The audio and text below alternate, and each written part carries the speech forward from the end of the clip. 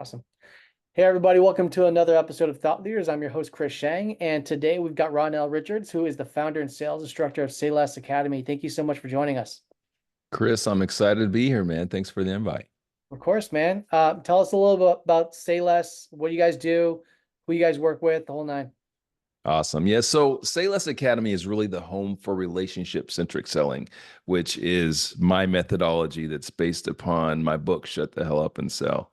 So it's really, Chris, at the end of the day, about building deeper relationships and nurturing those relationships for long-term success, and kind of where that the fundamental truth that guides that is just, it comes from my background, man. I'm a 20 plus year entrepreneur, and what you learn over the course of a career in entrepreneurship is that if you're going to be successful long term, it really comes down to those relationships that you've built early on in the process. So yeah, we're having a lot of fun with that.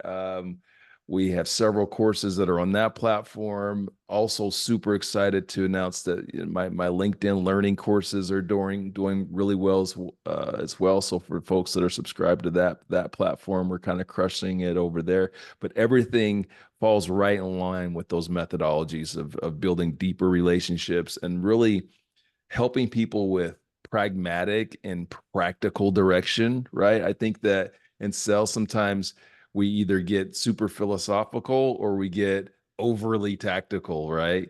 And I kind of try to marry the two, right? Telling the story so that people can better understand and better relate with the content that I'm about to teach them, or the tactical execution, and then getting really simple in the execution. Sometimes I feel like we just overcomplicate it, man. Yeah. And one of the things I learned when I first got into sales was, hey, go make a friend, make a sell. Kind of works like that, right? Now, granted, over 20 plus years, I've learned we got to do a little more than that. But, at its fundamental truth, it's not that complicated. Yeah. I mean, I do feel like we've made a full cycle if we're relating it back to like tech sales and Hmm. software sales. Like, we went through this period of like hyper growth in a bull market, largely bull market, and you didn't have to be a great salesperson to necessarily sell and like hit or exceed quota and make a great living. But it's changed a lot. We can come back to that, but I want to kind of like first dive into like how the hell did you get involved in sales in the first place? Like, was it Yeah. something you grew Yeah. up like selling like the baseball cards at school, or building up the lemonade stand? What was it Yeah. about it that drew you into So it? And yeah, and how'd you get there? So first, yeah, I'd love to come back to that other conversation. So Yeah. let's put a pin in that. So for me, Chris, this is where I'm supposed to be. Like this truly is my purpose. I know that, a lot of people end up falling into this profession. Not for me. I was fortunate enough at a very young age to learn that I had a talent, I had a gift for communication and for making people feel something, right? I'm a very sincere individual, and I found over the course of my career that the very best salespeople, they really have a talent for making people feel good, for one, and they have a kind of a sense of and a commitment to service that is just germane to their identity and to just their core philosophy. So for me, it started when I was in single digits, man. I was one of these kids. I was a church kid, man, and my mother had me out there knocking on doors and doing public speaking and in our church, and through that I was able to kind of learn that, hey, this is something that I dig. I love the way that I made people feel, right? And and I was able to develop those communication skills that many people don't generate in a lifetime, or until adulthood. But I was able to really to build those as a kid. And like a lot of other folks that get into entrepreneurship and sales, sure, I sold everything, man. I tell you, the strangest thing that I ever sold, Chris, was Ninja Stars. Do you know what those are?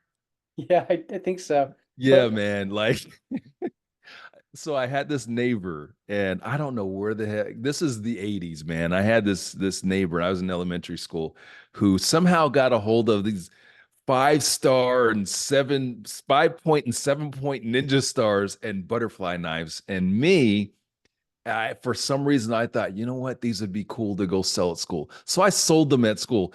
These were different times. Yeah, Okay. yeah, of course, I get it. Yeah, I remember I those. don't recommend anyone do that. And fortunately, it wasn't something that I ever got in trouble for, but it was just one of the many things. My parents were entrepreneurs as well, and so they owned a beauty supply, they owned a beauty salon, and they were in the real estate business. They did a lot of different things, and so I also came across different products that my parents had in their shop that they just, either they didn't sell or we're kind of hanging around there. So some of the things that I sold as a kid, I sold light up yo-yos, I sold nail polish, I sold the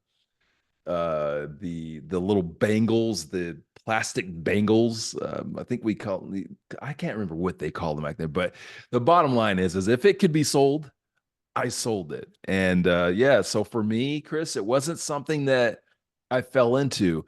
I was fortunate to start my sales career, my official business sales career in the jewelry industry. Mm, And I got a gift that a lot of people don't get. My gift, the gift that I received in that business was pride for this profession. And, I find that those that a lot of folks that fall into this, they didn't set out to be sales professionals and they don't have that sense of pride in what it is that we do. So when I started my official career, I worked for a jewelry company that was 100 years old. Okay, great grandfather started that sort of thing. They had at the time 20-ish locations, family owned, and I learned through working for them how just the value that we bring to people's lives as salespeople, and how this was a profession that we should be proud of. And again, a lot of people don't get that. So to this day, like I have many titles, my friend. I have many titles. I have lots of accomplishments and all these things. But at the end of the day, I am a very proud salesperson. Nothing in the economy moves without us. We make it happen. So for sellers that are watching your show, listening to your show, listen, take pride in what it is that you do. And if you fell into this, wasn't what you thought you'd be doing, know that there's a noble line of sales professionals that came before you that have laid the groundwork for you. And lean into um, just lean into that sense of pride and commitment to service, and you'll be really successful and continue to be successful and have a great life. yeah, I mean, you touched on a lot of great things. I feel like I was reading like a post the other day, maybe it was just yesterday, but there's a founder that's like talking about how important sales skills are to be an Mm-hmm. entrepreneur. It's basically everything, right? Whether you're selling to customers, which is what we're most familiar with, or you're selling to investors, or you're selling to employees, right? Like it's all the same thing. And I think about now we're in this crazy election year with so many crazy things going on. Right.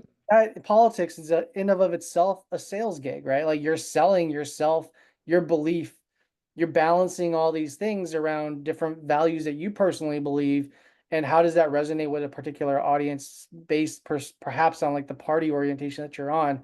But then you have to raise money for your campaigns, and you're pitching there and you're selling Yep. yourself there, right? So it's like there's so many, I think, like if you took a high level kind of stance on it, it's integrated in every fabric of our lives, whether we want it to or not, whether you're an introvert or an extrovert, it doesn't really matter.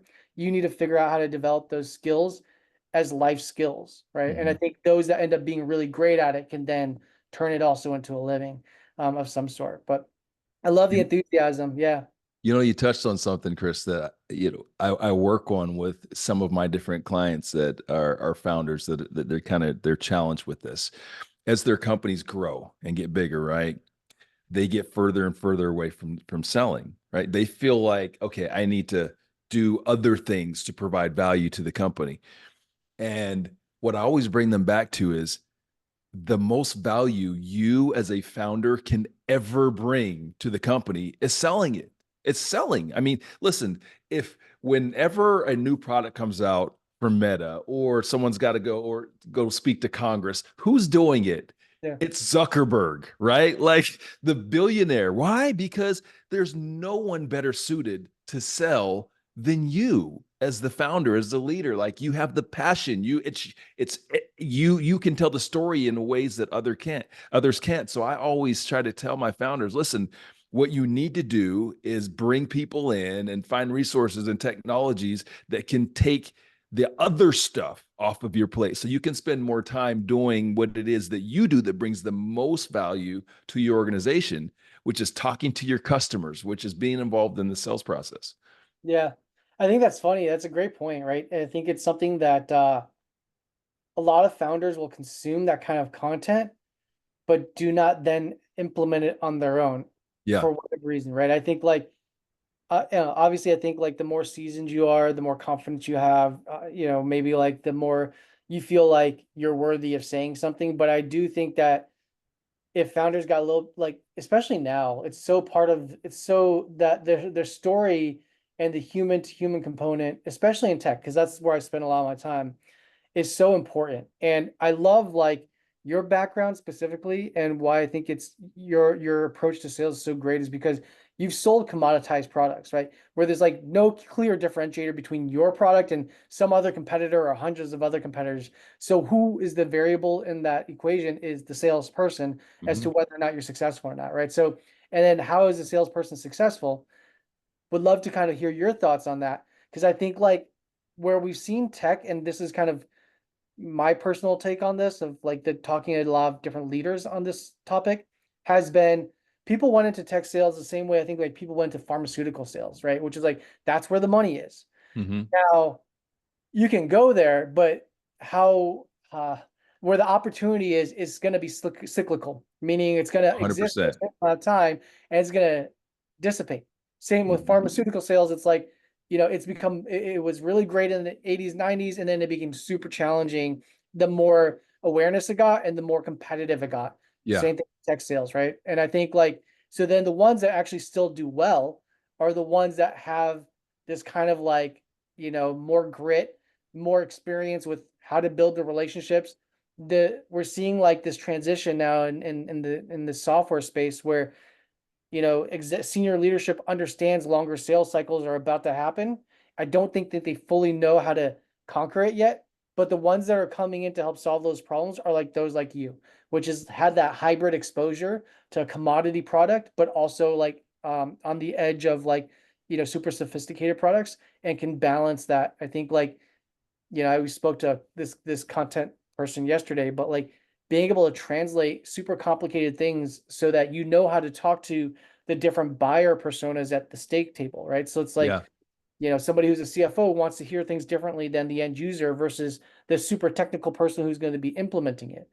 Um, so I You would love know, to get your take on it in terms of like how your background yeah. specifically has led to be an advantage in the situation, and what are you seeing, um, across the board, maybe as it pertains to tech, because that's like most of our listeners, but like what have you seen as an exposure to that too? Okay. So I told you I started my official career selling jewelry. Yeah. Before that, I was selling religion. I've been in tech for over 20 years, right? Selling technology products, running companies, starting companies that sold technology products. Today, I consult with a lot of companies that sell technology products and companies that are in the spirits industry. Go figure, right? Here's the thing. Oh, and on top of that, I'm not just the sales guy. I'm a decision maker, just like you. You're a decision maker, right? Like we get the calls and all these things. So my perspective on all of this is maybe different than most. Chris, as I've crossed over all of those different industries and those verticals, one of the things that I've learned, and it's kind of one of the fundamental truths that I teach in my book, and I've learned this from training sellers, from selling products for my own companies, for being a decision maker, sitting on making these decisions, is that your product doesn't matter. I don't give a shit what your product is. I don't care whether it's jewelry, whether it's a fiber optic, a fiber circuit, whether it is a CCAS solution, a UCAS solution. I don't care. Your decision makers don't care.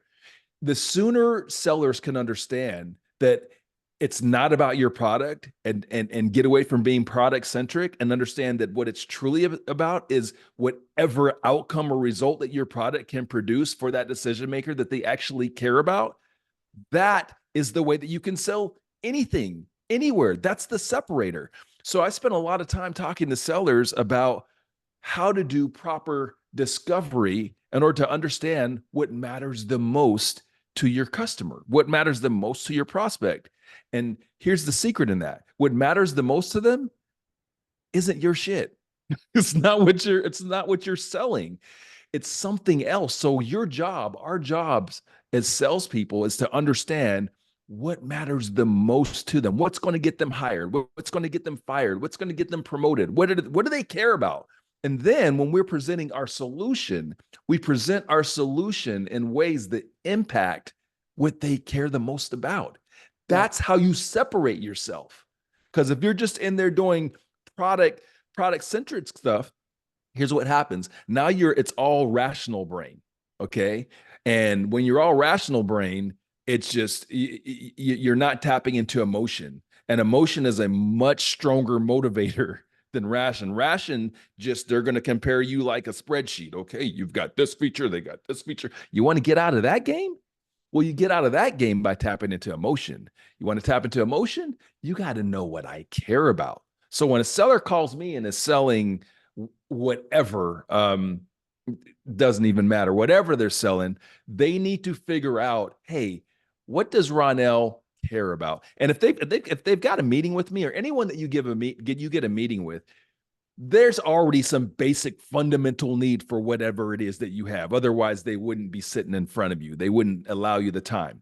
So once you get there, stop asking your product centric questions that are just about you, just about your product. Because most sellers, they're going to do discovery where they're asking them discovery questions that are centered only around their product and what it is that they can do. So for example, you're a tech guy, you're going to say, hey, how do you use this type of software? Okay, what do you like about the software provider that you have right now?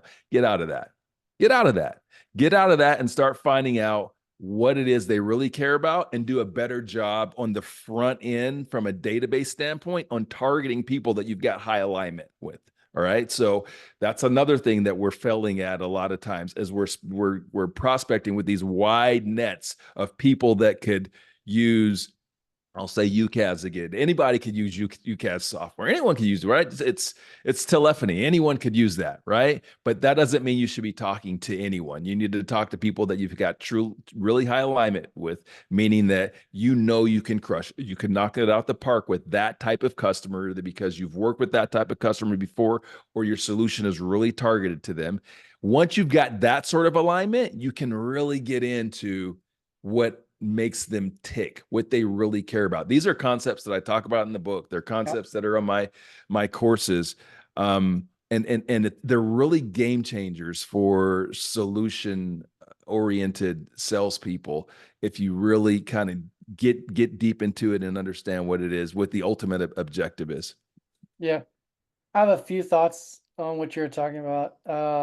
I'll lead with one. I think there's a great example of that. There's a company that I was working with that was like selling to pediatricians during the pandemic, and the pandemic just kicked in, and they were all of a sudden not able to get a hold of pediatricians. And it was like it was this visual screening device. So it was basically identifying in children under the age of 5 that can't properly communicate whether or not they have a vision impairment, which has later, social skills impairments or detriment. So it would be able to screen them for any real, real impairments that they might have where they couldn't tell you. Now it would save about 30% of the time for the pediatrician, and they could bill for uh, 30 minutes instead of 15 minutes of how much this was saving. And so what ended up happening is they just couldn't get any attention. What we found was when you spent the time in the Facebook groups of these pediatricians talking to one another, you realized all of a sudden especially during the height of the pandemic, being at the front line, they were getting paid the same. So just imagine $100,000, but doing 2 times the amount of work. Mm. Right? And so all of a sudden their attention is elsewhere. But now if we knew that going in, which we did that research and then took that to go back to be like, we know you're spending 2 times the amount of effort for the same amount of pay. If we can help reduce that friction for you, is it worthwhile to have a conversation? All of a sudden we hit a record quarter of like sales qualified leads for them because of just doing that part of that discovery, which wasn't even like invasive of on their part. It was just like spending time in the communities and groups of where your target audience is. And I think such an easy exercise to do. Chris, and when you understand your customer, like the way that you guys, understood through the research that you did, your value prop can be super simple. So I do this we do this reoccurring series on LinkedIn called Shitty DMs, right? Where I break down a direct message and talk about, how it can be fixed and what's wrong with it.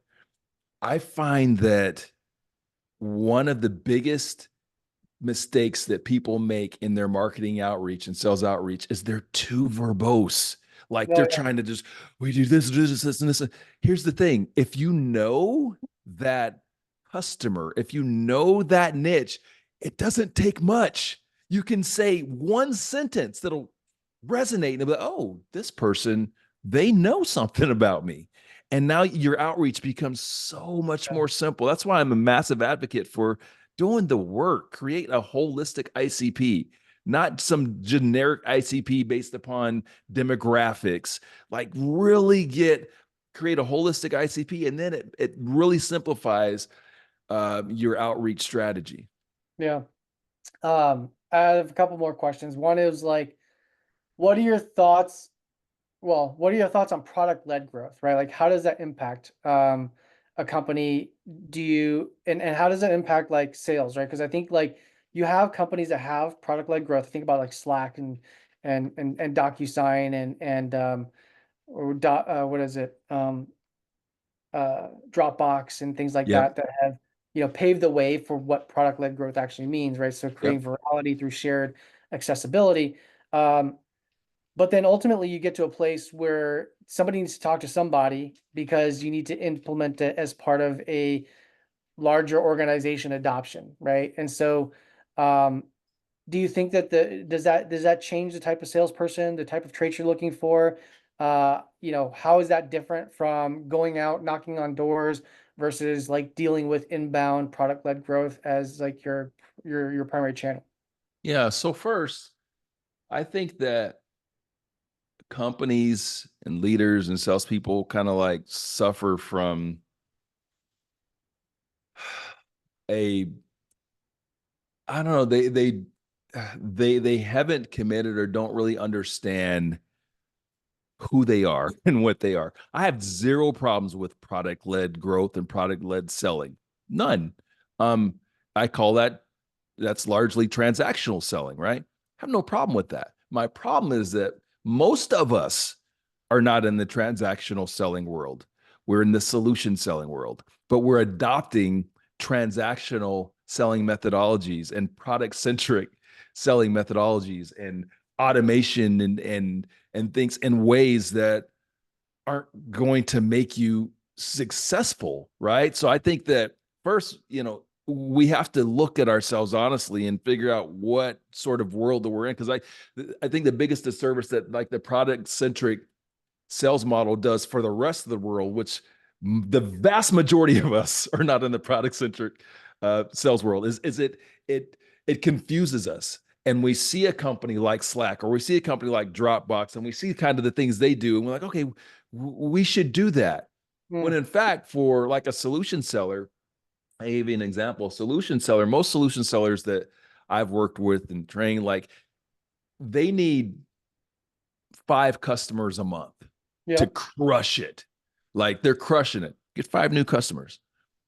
But they take on these marketing and sales methodologies that the product centric folks do where it's high automation, it's high activity, and they find themselves not successful instead of spending more time for a true quality outreach type of outreach, doing the database work, doing the ICP work, and focusing on only getting those five, right?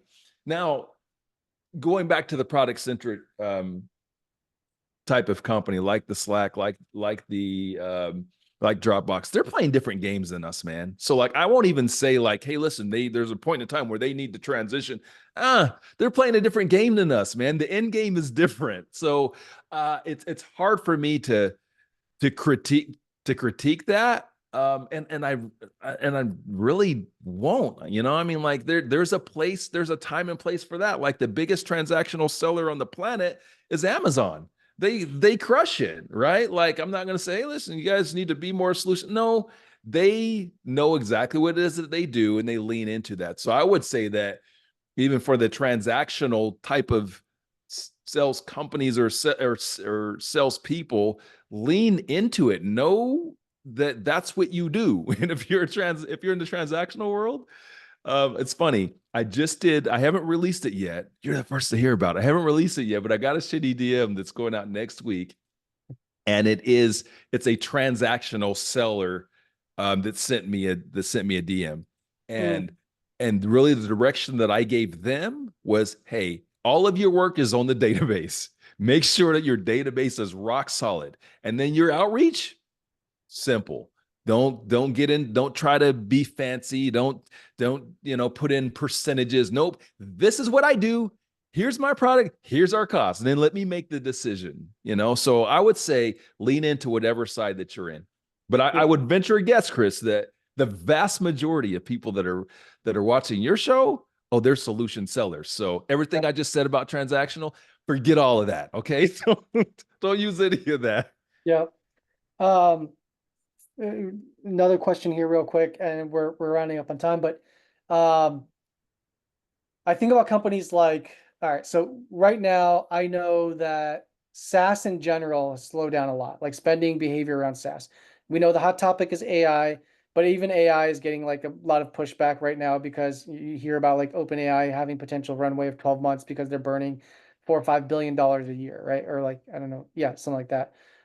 And so given all that, we know the infrastructure component for AI is booming. Like the NVIDIAs of the world, the data infrastructures of the world, the security models of the world, like Wiz for security, Scale AI for database. Um, when I think about that, that feels like still like the Wild West. Like the foundational elements of what's going to power generative AI is doing amazing right now. And that to me is almost like this thing of like where SaaS was, like vertical SaaS, maybe back in like, 10, 12 years ago, right at the start of like that bull market, and it got really growing really fast. How important, like when you have something like that where it's like there's almost like this immediate lock for product market fit because companies know that they need to have it in order for them to catch up to utilize the potential of generative AI so that these large enterprise organizations are adopting all these things. And there's not a ton of players yet, right? There's not a ton of, even like NVIDIA has been leading that forefront, creating that moat, betting on this and now realizing it in real time. And there's a lot of people scrambling to compete with them. That's going to probably happen in the next like 4 or 5 years. There's going to be real like competition. And so then how do you start different? Like when do they start needing to really prioritize some of those core elements of solution selling? When I think like, when you're entering like a white space green pasture situation where there's strong immediate product market fit and you don't Mhm. have to be a great salesperson, right? Yeah. But in order for you to sustain that growth Yeah. term, like I'm talking about 10, 12, 15, 20 years, like Yeah. becoming a legacy company, how do you sustain that and not become a unicorn that goes bust in 5 years? Yeah. You know, I think that that's such a great question. It's a big question, right? And Yeah. something I where, so yeah, people don't think about it in real so time. so no, I got you. I got you. I like kind of the your land and expand model, right? So just because their technology is needed or perceived to be needed. I'll use a company like Zoom's another great example of that, right? Like super product centric. I think what companies should do is just first of all make sure their product is rock solid, right? And they're building credibility with those customers that they're bringing on. And then it's not so much about sales because there's this great demand, but if they're creating if they've created a product that is rock solid and builds credibility for the brand, it's easy for them now and kind of like the second um the next evolution of their company to bring in a solution based model, right? I think where you run the risk of not being able to do that well is when you can't keep up, with that demand and your product is mediocre, right? Like I always tell companies that I work with that I can help them to grow, I can help them to scale, but what I can't do is I can't jump on a time machine and fix whatever sort of um, marketplace perception there is of them, right? I can work with anybody that's done great work. Like the fundamental or rather foundation for growing a successful business has to start with do good work. So if they've done great work, I don't think it's a big or more difficult transition to move into a solution sales environment and the evolution of their business, right? Like I will use a company like AT&T is an example of that. Yeah, maybe not today's AT&T, but think about that. They're around 100 years. Think about the company over 100 years. Think about the jewelry company that I worked for that was around for over 100 years. AT&T, they were emerging technology at one point in time, right? Oh, yeah. And just like you're talking about product centric, everyone got it because they needed to get it. And then they were able through Bell Labs to diversify, to develop new technologies and kind of take on this land and expand sort of of business methodology, right? And they did that very successfully for 100 years. Now, not so successfully because they don't innovate anymore. They don't innovate, and their core product Yeah. isn't that great. I mean, Sorry, AT&T. yeah, I think you hit last talking point here, but I think you hit the nail on head with like Zoom, right? Like I think Zoom is a good example where, you know, because of a force of nature with the pandemic, people then you saw this crazy skyrocketing growth, right? That they were not prepared for, uh, let alone the world being prepared for it. Yeah. But then, and you then go through it, fast forward just 2, 3 years later, and they do this like massive layoff, and it becomes your next story is from like this, darling growth tech company to then like you lay off people the wrong way. It's an insensitive like work atmosphere, right? Like I don't know, and that's to me is kind of like what I'm alluding to is like how does a company handle that from maybe I think there's a lot of variables at play, but even just from a sales perspective where it's like you're preparing because you have such strong market fit, like is there a way to avoid that tremendous downsizing when you have that hyper growth? Uh, No, no, it isn't. It's nature, yeah, there you you go. know? And That's what it is. I was telling people about Zoom because I have family that worked at Zoom. I was telling people about Zoom 18 months before that happened. I Yeah, said, listen, make your money, right? Make yeah, hay while the sun is shining, but understand that this is going to right itself. And I don't fault Zoom. It's just nature. It's the natural, it's what happens in business. And I actually think that Zoom is poised because of the decisions they made to be successful long term. yeah, absolutely. And so the final question here would be for salespeople, the people that you talk to day in and day out, uh, with the like, should they be looking for the next Zoom, or should they be looking for the ones that have already gone through that experience, or the ones that could be the next version of that? How important is it to find a company that is poised for product market fit? I mean, it's almost like betting on a stock, right? Yeah. Because, as a salesperson, like you are only as good as the product to a certain degree. Yeah. It's definitely hard to you need to be good either way, but you get what I'm saying. Yes. And so how should a salesperson look at it? Is it important, or if you're a great salesperson, doesn't really matter? Um, how do you think about that? So here's what I tell salespeople. You play for the name that's on the back of your jersey. Okay. A lot of people got their hearts broken at Zoom. I tried to tell them beforehand. They got a lot of because Zoom, there was a whole lot of Kool-Aid drinking over there, right? Sure. Um, and um, and people start to give companies human-like qualities. Mm, Companies are predictable. They're companies, they're going to do what they do, and it's going to be for the best interest of their investors. So, I would encourage salespeople to look at their employer relationships like business, mm, right? You're working for the name that's on the back of your jersey. Make those decisions in terms of who you work for and with based upon what's going to be in your best interest. And we're in a volatile time in technology right now. You can't look past 18 months. It just is what it is. And I'm sure many of you would like to, right? You want that security. I get it. It is what it is. This is where we're at.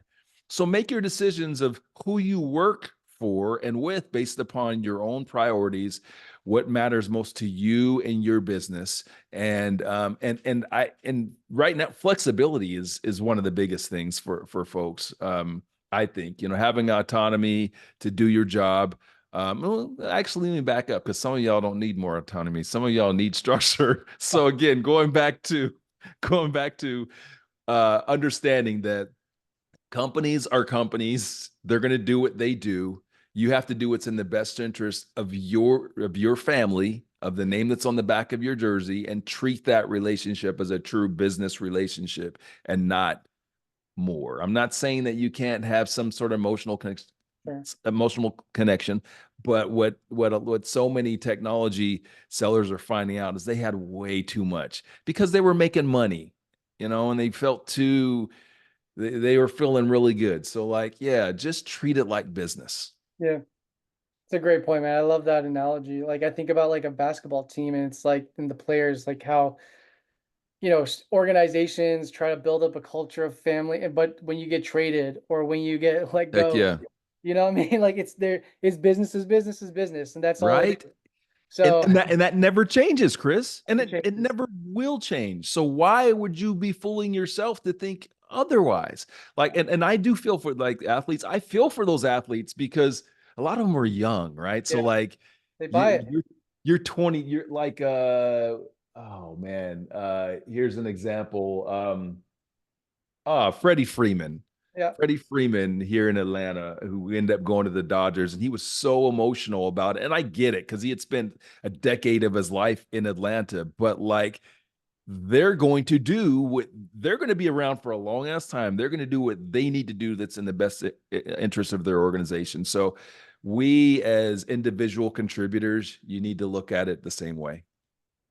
On that note, thank you so much for taking the time. That was a great, great conversation.